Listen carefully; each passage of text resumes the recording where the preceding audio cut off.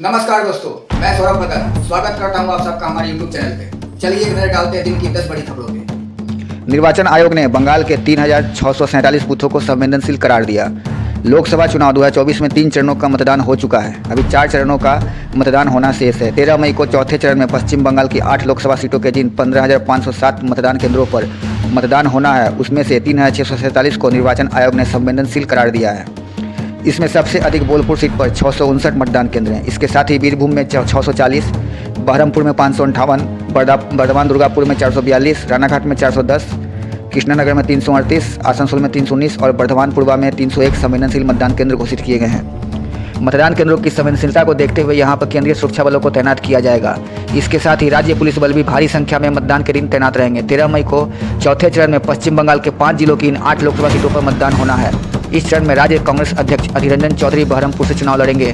वहीं तृणमूल कांग्रेस नेता महुआ मोइत्रा कृष्णनगर से, शत्रुघ्न सिन्हा आसनसोल से चुनाव लड़ रहे हैं। तृणमूल कांग्रेस में इस चरण में कीर्ति आजाद बर्धमान दुर्गापुर से और यूसुफ पठान बहरमपुर से चुनाव लड़ रहे हैं। वहीं भाजपा उम्मीदवारों में बर्धमान दुर्गापुर से पूर्व राज्य भाजपा अध्यक्ष दिलीप घोष चुनाव लड़ रहे हैं। आसनसोल एस अहलुवालिया और रानाघाट सीट से जगन्नाथ सरकार उम्मीदवार हैं। केजरीवाल की जमानत के खिलाफ ईडी ने अरविंद केजरीवाल को अंतरिम जमानत देने का विरोध किया है। दिल्ली आबकारी नीति मामले से जुड़े मनी लॉन्ड्रिंग केस में अरविंद केजरीवाल जेल में बंद हैं। सुप्रीम कोर्ट की टिप्पणियों पर ईडी ने गुरुवार को दलील दी कि चुनाव में प्रचार करने का अधिकार न तो मौलिक है और न ही संवैधानिक। इसने कहा कि यह कानूनी अधिकार तक नहीं है। ईडी ने अदालत में हलफनामा दायर कर यह दलील दी है। ताज़ा हलफनामे में ईडी ने कहा है कि किसी भी राजनीतिक नेता को चुनाव प्रचार के लिए अंतरिम जमानत नहीं दी गई है, भले ही वह चुनाव नहीं लड़ रहा हो। इसमें कहा गया है कि यहाँ तक कि यदि गिरफ्तार हो तो चुनाव लड़ने वाले उम्मीदवार को भी अंतरिम जमानत नहीं दी जाती है। ईडी ने हलफनामे में यह दलील इसलिए दी क्योंकि सुप्रीम कोर्ट ने लोकसभा चुनाव की वजह से अलग परिस्थितियां होने का हवाला देते हुए अंतरिम जमानत को लेकर ईडी से जवाब देने को कहा था। गिरफ्तारी के खिलाफ अरविंद केजरीवाल की याचिका पर सुनवाई करने वाली पीठ ने बुधवार को कहा था, हम अंतरिम आदेश शुक्रवार को सुनाएंगे। गिरफ्तारी को चुनौती देने से संबंधित मुख्य मामले पर भी उसी दिन सुनवाई की जाएगी। जब मंगलवार को सुनवाई शुरू हुई तो सुप्रीम कोर्ट ने कहा कि अरविंद केजरीवाल आदतन अपराधी नहीं हैं। अदालत ने कहा था कि अरविंद केजरीवाल राष्ट्रीय राजधानी के निर्वाचित मुख्यमंत्री हैं। जस्टिस संजीव खन्ना और जस्टिस दीपंकर दत्ता की पीठ ने कहा था, चुनाव है, ये असाधारण परिस्थितियां हैं और वह आदतन अपराधी नहीं हैं। जस्टिस दत्ता ने कहा, अगर चुनाव नहीं होते तो अंतरिम जमानत का कोई सवाल ही नहीं होता। शीर्ष अदालत ने कहा कि उससे जघन्य अपराधों में भी अंतरिम जमानत दी है। इसने मामले की जांच में देरी पर चिंता जताई और एजेंसी को उन केसों फाइलों को पेश करने का कहा जिसके कारण आप नेता की गिरफ्तारी हुई। कांग्रेस ने दी सहयोगी दलों को 101 सीटें। कांग्रेस इस बार सिर्फ 328 लोकसभा सीटों पर ही चुनाव लड़ रही है। इतना कम संख्या में सीटों पर इससे पहले इसने कभी चुनाव नहीं लड़ा था। हालांकि इसने 330 सीटों पर उम्मीदवार उतारे थे, लेकिन सूरत और इंदौर की सीट पर आखिरी क्षण में इसके उम्मीदवारों के पासा पलटने व चुनाव से हटने से 2 सीटें कम हो गई हैं। तो सवाल यह है कि आखिर इस बार इसकी क्या मजबूरी हो गई कि पहली बार 400 से कम सीटों पर चुनाव लड़ रही है। इस सवाल का जवाब है इंडिया गठबंधन। बीजेपी और पीएम मोदी की चुनावी जीत के रथ को रोकने के लिए विपक्षी पार्टियों ने गठबंधन बनाया और कांग्रेस पार्टी ने अपनी सहयोगी दलों के लिए 101 सीटें छोड़ दी। इस वजह से कांग्रेस 2019 के चुनाव के मुकाबले इस बार 93 कम सीटों पर चुनाव लड़ रही है। इस बार पार्टी ने देश भर में कुल 12 राज्यों में 2019 की तुलना में कम सीटों पर उम्मीदवार उतारे हैं। इस बार जिन राज्यों में कांग्रेस ने अपने सहयोगी के लिए सबसे ज़्यादा सीटें छोड़ी है, उनमें उत्तर प्रदेश, पश्चिम बंगाल और महाराष्ट्र जैसे राज्य हैं। द इंडियन एक्सप्रेस ने इस बात पर एक रिपोर्ट छापी है। इसमें कहा गया है कि कांग्रेस की सबसे ज़्यादा कमी उत्तर प्रदेश में हुई है। यहाँ 2019 में पार्टी ने राज्य की 80 सीटों में से 67 सीटों पर चुनाव लड़ा था और केवल 1 सीट रायबरेली में सोनिया गांधी जीती थी। इस बार इसका समाजवादी पार्टी से गठबंधन है और इसलिए कांग्रेस 17 सीटों पर ही चुनाव लड़ रही है। रिपोर्ट के अनुसार दूसरे सबसे बड़ी गिरावट पश्चिम बंगाल में है। कांग्रेस ने 2019 में 42 में से 40 सीटों पर चुनाव लड़ा था, लेकिन इस बार पार्टी ने वाम दलों के साथ समझौते तहत 14 सीटों पर ही उम्मीदवार उतारे हैं। महाराष्ट्र में कांग्रेस ने 2019 का चुनाव एनसीपी के साथ गठबंधन में लड़ा था, लेकिन शिवसेना यूबीटी के साथ भी गठबंधन होने के कारण पिछली बार की 25 सीटों की तुलना में कांग्रेस इस बार 17 सीटों पर ही चुनाव लड़ रही है। लोकसभा चुनाव चौथा चरण। यूपी के चौथे चरण में जिन 13 सीटों पर 13 मई को मतदान होगा, उनमें शाहजहांपुर, खीरी, धरौड़ा, सीतापुर, हरदोई, मिश्रिक, उन्नाव, फर्रुखाबाद, इटावा, कन्नौज, कानपुर, अकबरपुर, बहराइच है। इनमें से कन्नौज और उन्नाव हॉट सीट है। कन्नौज में सपा प्रमुख अखिलेश यादव और उन्नाव में भाजपा के फायर ब्रांड नेता साक्षी महाराज चुनाव लड़ रहे हैं। खीरी में केंद्रीय मंत्री अजय मिश्रा टेनी की प्रतिष्ठा दांव पर है। यहाँ पर फिलहाल 6 प्रमुख सीटों की जानकारी दी जा रही है। 60 सीटों की जानकारी बाद में दी जाएगी। यूपी में सभी 80 सीटों का मतदान 7 चरणों में रखा गया है। पिछले 3 चरणों के मतदान से भाजपा खुश नजर नहीं आ रही है। यादव बेल्ट की अधिकांश सीटों पर भाजपा को काफ़ी मशक्कत करनी पड़ रही है। संभल की मुस्लिम बहुल सीट पर रामपुर जैसे हालत बन गए और समुदाय विशेष को वोट डालने से रोकने की कोशिश का आरोप लगा है। इस संबंध में चुनाव आयोग के पास भी शिकायत पहुंची है, लेकिन उसने किसी भी शिकायत का संज्ञान नहीं लिया और जबकि सोशल मीडिया पर तमाम वीडियो सच को बता रहे हैं। फिलहाल बात चौथे चरण की हो रही है।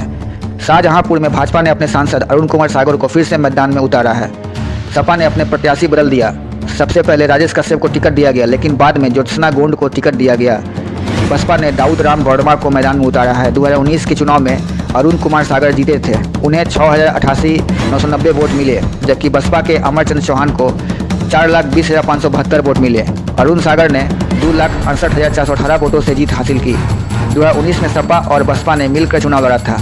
पीएम मोदी से लेकर सीएम योगी आदित्यनाथ तक यहां रैलियां कर चुके हैं, लेकिन किसी भी राजनीतिक दल के पक्ष में हवा बहती नजर नहीं दिख रही है। भाजपा प्रत्याशी संसाधनों से मजबूत हैं। तेजस्वी बिहार में इंडिया गठबंधन के सबसे बड़े स्टार प्रचारक, बीमार होकर भी हर दिन कर रही सभाएं। तेजस्वी यादव बिहार में न सिर्फ अपनी पार्टी राजद के बल्कि इंडिया गठबंधन में शामिल दलों के लिए भी सबसे बड़े स्टार प्रचारक बने हुए हैं। तेजस्वी यादव की इन दिनों तबीयत ठीक नहीं है, वह असहनीय कमर दर्द से परेशान है। इसके बावजूद हर दिन विभिन्न लोकसभा सीटों पर घूम घूम कर चुनाव प्रचार कर रहे हैं। राहुल गांधी, प्रियंका गांधी समेत कांग्रेस के बड़े नेता बिहार के लिए समय नहीं निकाल पा रहे हैं। ऐसे में उनकी कमी को अकेले तेजस्वी यादव ही पूरा करते नजर आ रहे हैं। तेजस्वी न सिर्फ राजद उम्मीदवारों वाली सीटों पर चुनाव प्रचार कर रहे हैं, बल्कि कांग्रेस के उम्मीदवारों के लिए भी उतनी ही लगन से प्रचार कर रहे हैं। इंडिया गठबंधन में शामिल अन्य दलों के उम्मीदवारों के लिए भी वह लगातार चुनाव प्रचार कर रहे हैं। चुनाव की घोषणा होने के पहले ही तेजस्वी बिहार के कोने कोने में घूम रहे थे। लगातार यात्राएं करने और आराम नहीं करने के कारण वह कमर दर्द से परेशान हैं। इसको लेकर उन्होंने गुरुवार 9 मई को एक्स पर एक पोस्ट भी किया है। इसमें उन्होंने लिखा है कि असहनीय कमर दर्द के चलते दर्द निवारक इंजेक्शन और दवा लेकर आपके बीच घूम रहा हूं। कमर पर अब बेल्ट भी बांध लिया है। चिकित्सकों ने 3 हफ्ते का बेड रेस्ट तथा खड़ा होने एवं पैदल चलने की हिदायत दी है। इस हालत में भी आपके बीच आपके लिए हूँ। चुनाव 5 वर्ष में एक बार होता है। अगर अभी आपके लिए नहीं लड़ा तो और भी 5 साल आपको गरीबी, महंगाई व बेरोजगारी झेलनी पड़ेगी। जब तक युवाओं को नौकरी नहीं दिलवाऊंगा तब तक शांत नहीं बैठूंगा।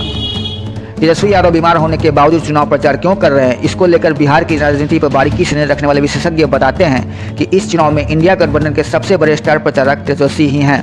उनकी पार्टी राजद बिहार में इंडिया गठबंधन की सबसे बड़ी पार्टी है और राजद सबसे ज़्यादा सीटों पर चुनाव भी लड़ रही है। ऐसे में तेजस्वी के कंधे पर जिम्मेदारी भी बड़ी है। चुनाव में अडानी अंबानी विवाद। प्रधानमंत्री नरेंद्र मोदी को अडानी अंबानी के मुद्दे पर कांग्रेस नेता राहुल गांधी को छेड़ना मुसीबत वाला साबित हुआ है। राहुल गांधी का जवाबी हमला इंटरनेट पर 3 करोड़ से अधिक बार देखा जा चुका है। भाजपा IT सेल उस वीडियो के 10 घंटे बाद भी कोई प्रतिक्रिया नहीं दे पाया। पार्टी ने पूरी तरह चुप्पी साध ली है।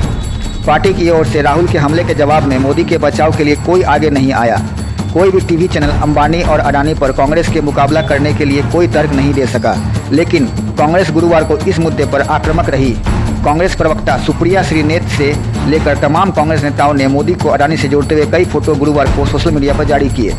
मोदी ने बुधवार को तेलंगाना की रैली में कहा था, मैं राहुल गांधी से यह बताने के लिए कह रहा हूं कि उन्होंने उनसे कितना पैसा लिया है। राफेल के खिलाफ उनका भाषण नाकाम होने के बाद उन्होंने 5 कारोबारी का जाप शुरू कर दिया। बाद में उन्होंने अंबानी अडानी का जाप करना शुरू कर दिया, लेकिन चुनाव की घोषणा होने के बाद उन्होंने अचानक रातों रात अंबानी और अडानी को गाली देना बंद कर दिया। दाल में जरूर कुछ काला है। मैं तेलंगाना की धरती से पूछना चाहता हूँ, शहजादा को बताने दीजिए कि अंबानी अडानी से कितना पैसा उठाया गया है। क्या कांग्रेस के पास तेजी से पैसा पहुंचा है? ऐसी कौन सी डील हुई कि रातों रात अंबानी अडानी को गाली देना बंद हो गया? इसके बाद राहुल ने इसका जवाब दिया, जो इंटरनेट पर दूसरे दिन भी छाया हुआ है। लेकिन भाजपा खेमे में खामोशी है। सरकार समर्थित चैनल खामोश हैं। महाराष्ट्र में चौथे चरण में 11 सीटों पर मतदान, जाने कैसी है टक्कर। लोकसभा के चौथे चरण में उत्तर महाराष्ट्र, पश्चिमी महाराष्ट्र और मराठवाड़ा की 11 लोकसभा सीटों पर मतदान होना है। 13 मई को ही मतदान है, तो अब राजनीतिक दलों के पास चुनाव प्रचार के लिए ज़्यादा वक्त भी नहीं है। कहा जा रहा है कि बीजेपी के लिए इस बार राज्य के चुनाव में बढ़िया प्रदर्शन के लिए काफ़ी कुछ दांव पर लगा है। खासकर शिवसेना और एनसीपी में टूट और अजित पवार, प्रफुल्ल पटेल जैसे नेताओं के एनडीए की तरफ होने के बाद तो सवाल यह है कि क्या बीजेपी के लिए स्थितियां अनुकूल हैं या फिर चिंताएं बढ़ गई हैं। चौथे चरण में जिन सीटों पर चुनाव होने हैं वहां की स्थिति क्या है, इसको शरद पवार के एक बयान से भी समझा जा सकता है।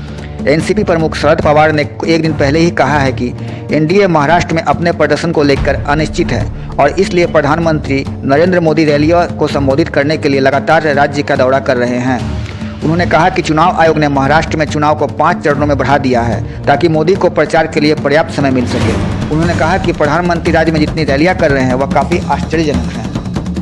संदेश खाली, महिला ने रेप केस वापस लिया, सादे कागज पर हस्ताक्षर कराए थे। पश्चिम बंगाल का संदेश खाली मुद्दा फिर से सुर्खियों में आ गया है। एक महिला और उसकी सास ने तृणमूल कांग्रेस नेताओं के खिलाफ अपनी बलात्कार की शिकायत वापस ले ली है। उन्होंने आरोप लगाया है कि उनसे बलात्कार का फर्जी केस कराया गया था। उन्होंने तो यह भी आरोप लगाया है कि उनसे कोरे कागज पर हस्ताक्षर कराए गए थे। महिलाओं ने इस संदर्भ में पुलिस में शिकायत भी दर्ज कराई है और केस वापस लेने की वजह से धमकी व बहिष्कृत किए जाने की आशंका जताई है। यह घटनाक्रम तब आया जब सोशल मीडिया पर कुछ दिन पहले एक कथित वीडियो में एक भाजपा कार्यकर्ता संदेश खाली घटना में पार्टी की भूमिका का दावा कर रहा था। तो सवाल यह है कि जिस संदेश खाली मामले को पूरे देश के सामने दरिंदगी और भयावह घटना के रूप में पेश किया गया, जिस घटना को बीजेपी ने पूरी शिद्दत से उठाया और जिस मामले को प्रधानमंत्री मोदी ने न सिर्फ उठाया बल्कि उन्होंने संदेश खाली का दौरा तक किया, उसमें क्या कोई बड़ी साजिश थी? इसका जवाब ढूंढने से पहले यह जान ले कि ताज़ा मामला क्या आया है। मीडिया से बात करते हुए महिला ने बताया कि कैसे उन्हें और उनकी सास को महिला आयोग के नाम पर शिकायत के तथ्य को जाने बिना शिकायत दर्ज कराने के लिए मजबूर किया गया था।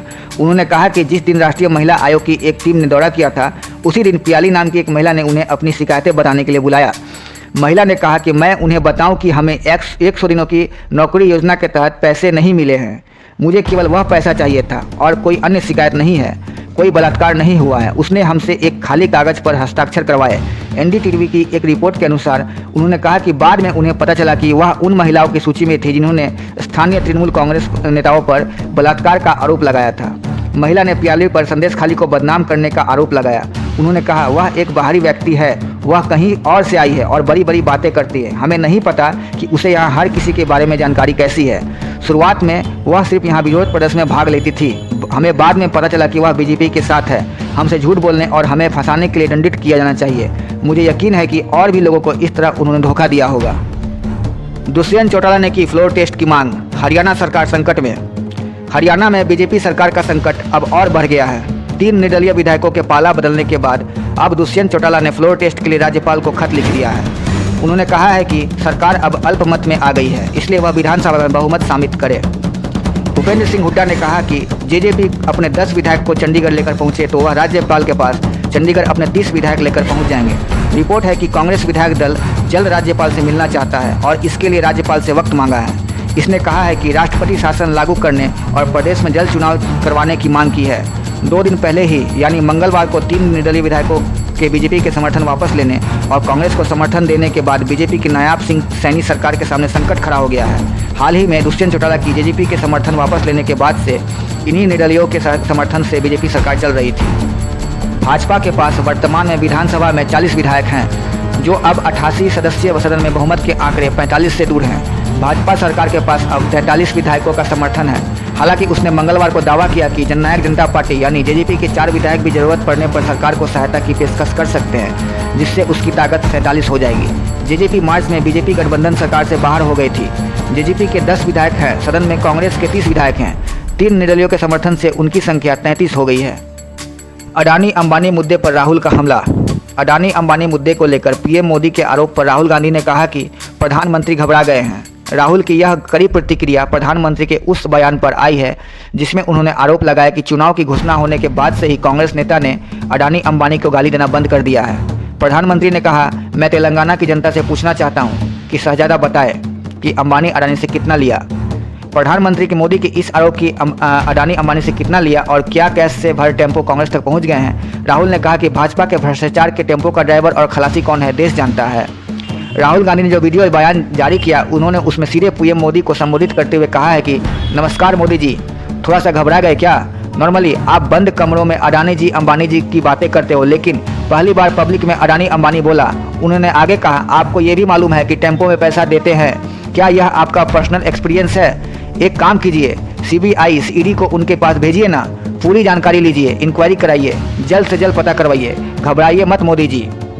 राहुल ने आगे कहा, मैं फिर से दोहराकर कह रहा हूँ, जितना पैसा नरेंद्र मोदी जी ने इनको दिया है उतना ही पैसा हम हिंदुस्तान के गरीब लोगों को देने जा रहे हैं। महालक्ष्मी योजना, पहली नौकरी पक्की योजना, इन योजनाओं के माध्यम से करोड़ों लाखपति बन जाएंगे हम। उन्होंने 22 अरबपति बना है, हम करोड़ों लखपति बनाएंगे। अभी के लिए बस इतना ही। आगे और खबरों के लिए हमारे साथ बने रहें। अगर आपको हमारी खबर अच्छी लगे, हमारे चैनल पर दिए गए कंटेंट अच्छे लगे तो प्लीज़ लाइक एंड सब्सक्राइब कीजिए और कमेंट में अपनी राय जरूर से जरूर दिए। आपकी राय हमारे लिए बहुत ही